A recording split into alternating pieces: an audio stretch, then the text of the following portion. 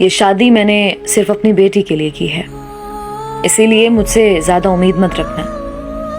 वो उसे अपने बेड पर रिवायती दुल्हनों की तरह बैठे देखकर नागवारी से बोला, तुमने ये सोचा होगा कि तुम मुझसे शादी करके मुझे हासिल कर लोगी, तो ये सिर्फ भूल है आपकी, क्योंकि मेरे दिल में मेरी पहली बीवी बसती है। वो अपनी पहली बीवी का नाम मोहब्बत से लेकर उसे सर्द लहजे में बोलने लगा। ये फूलों से सजा कमरा कभी तुम्हारा नहीं होगा। याद रखना, ये फूल मेरी बीवी के चले जाने के बाद मेरी जिंदगी से भी चले गए। अब सिर्फ कांटे ही कांटे हैं मेरी जिंदगी में। वो एकदम से जनूनी अंदाज में बेड पर लगे गुलाब के फूलों की लड़ियों को हाथ से खींचकर बेदर्दी के साथ नफरत से बोला।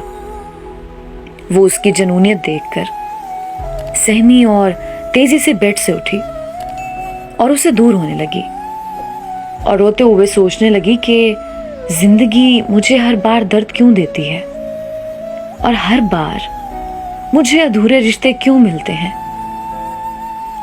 वो सख्ती से फूलों को फेंककर उसकी जानिब बढ़ा और उसे सख्ती से कंधों से पकड़कर खींचते हुए कमरे से बाहर निकाल दिया और अपनी बेटी के कमरे के सामने पहुंचकर उसे धक्का देकर सख्त लहजे में बोलने लगा, याद रहे कि तुम मेरी मौजूदगी में इस कमरे में रहोगी और अगर तुम्हें कमरे से बाहर देखा ना तो वो दिन तुम्हारा यहां आखिरी दिन होगा।